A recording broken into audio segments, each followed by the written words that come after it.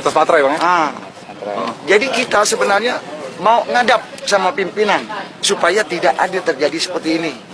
Maksud dan tujuan kita kedatang ke sini untuk menyikapi ini. Nah, perampasan tanah-tanah rakyat ini kan sebenarnya kalau bagi saya itu mengingatkan kita dengan bagaimana cara-cara kekuasaan otoritarian Orde Baru dulu kan, merampas tanah-tanah rakyat atas nama kepentingan pembangunan, mengambil alih tanah-tanah rakyat atas nama kepentingan umum dan lain sebagainya. Nah, cara-cara seperti ini juga tetap dipakai di surat yang kemarin beredar itu. Bagaimana mungkin warga negara justru dipaksa angkat kaki dari tanahnya sendiri, digusur dari tanahnya sendiri, diminta membongkar rumahnya sendiri, sementara pada sisi yang bersamaan kekuasaan atau pemerintah justru permisif terhadap modal asing kan. Sekarang mereka bersama Jata mendampingi ada 200 warga di kawasan IKN itu yang diusir dan diminta merobohkan rumahnya sendiri gitu dengan alasan ya mereka tidak punya alas hak yang cukup kuat gitu. Dan ironinya di satu sisi warga yang sudah sejak lama tinggal di situ diusir begitu saja, sementara pemerintah mengundang warga negara asing dan kemudian diberi berbagai macam kemudahan termasuk apa itu ya nggak tahu saya namanya HGU atau apa sampai ratusan tahun di situ. Kemarin tuh surat yang undangan itu yang bikin resah sebenarnya, walaupun sebelumnya memang tidak ada pemberitahuan. Itu kan bunyinya sangat menyinggung. Saya pun sempat saya bilang saya tidak terima bunyinya surat ini, kan surat teguran pertama. Seolah-olah sebelumnya kan ada penyampaian bahwa tidak boleh begini, memang tidak boleh membangun di kawasan inti, tapi kan kami tidak membangun di kawasan inti. Itu dan masyarakat adat juga akhirnya menyadari bahwa perlakuan negara yang merampas tanah-tanah adat di Kalimantan Timur itu setara dengan kejahatan lingkungan, tapi sekaligus sebagai sinyal bahwa negara itu tidak peduli keanekaragaman manusia. Jadi mau diseragamkan aja tuh dengan beton itu punya problem besar karena soal lahan-lahan yang jadi sumber hidup mereka dirampas negara tuh. Jadi diminta untuk merubuhkan bangunan mereka dalam waktu 7x24 jam. Ketika kami tanya dan konfirmasi kepada warga, apakah warga sebelumnya pernah mendapatkan surat? Sayangnya warga yang kami temui di tempat tersebut itu baru pertama kali mendapatkan surat tersebut.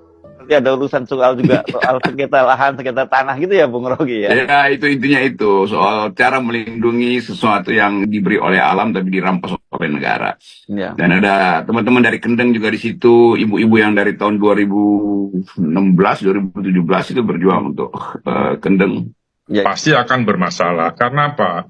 Masyarakat di sana itu pemilikan tanah sudah berturun-temurun dan tidak ada surat sertifikatnya. Yang ada itu tanah adat. Itu yang selalu bermasalah ketika kita menata hutan. Pendekatan persuasif mengingat bahwa kehadiran masyarakat adat atau masyarakat yang lebih dulu ada itu hendaknya diberikan penghormatan dengan sewajarnya dan tentu dengan menggunakan pendekatan dialogis di dalam rangka menggunakan tanah yang tentu statusnya harus lebih jelas gitu. Ini semua hal yang menyangkut tertib semesta itu bagi mereka itulah yang mereka yakini sebagai kehidupan dan banyak yang dipaksakan oleh negara. Berikan solusi terhadap permasalahan yang ada di masyarakat. Kalaupun digusur harus ada solusinya. Tidak terus digusur dibayar, nggak seperti itu. Jadi harus dipikirkan pasca digusur itu masyarakat komunitas seperti ini mau diapakan? Nggak boleh berhenti cuman ada ganti untung atau ganti rugi tadi. Yang jelas bagaimana jangan sampai itu semua kemudian mengakibatkan masyarakat menjadi korban, apalagi diperlakukan tidak adil. Ya itu yang mereka anggap, kok kenapa dieksploitasi?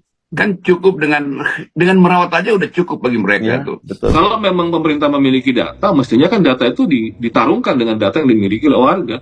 Nah, bagaimana mungkin ada proses dialog kalau posisinya juga tidak seimbang ya? Ada ketimpangan posisi antara kekuasaan melalui badan otorita dengan warga yang ada di sekitar Pameluan. Bisa membuat konflik baru di sana, bisa membuat masalah baru. Gitu. Betul, sangat.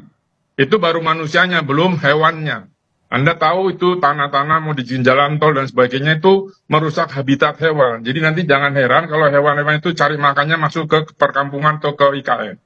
Jadi bagian-bagian ini saya kira yang akan menggemparkan dunia. Karena bakal ada satu gerakan baru selain gerakan buruh besar, gerakan mahasiswa, gerakan angket. Itu gerakan lingkungan yang akan muncul kembali dari lokasi-lokasi kecil seperti di Blora, di Kendeng, di Papua, di Kalimantan sekarang tuh.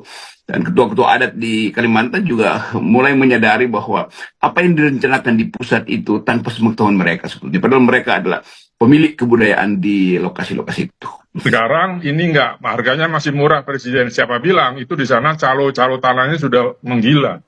Ya, jadi investor juga nggak mau pesan, investor kan menghitung mau bangun hotel, bangun gedung apapun kan itu berapa orang sih di sini.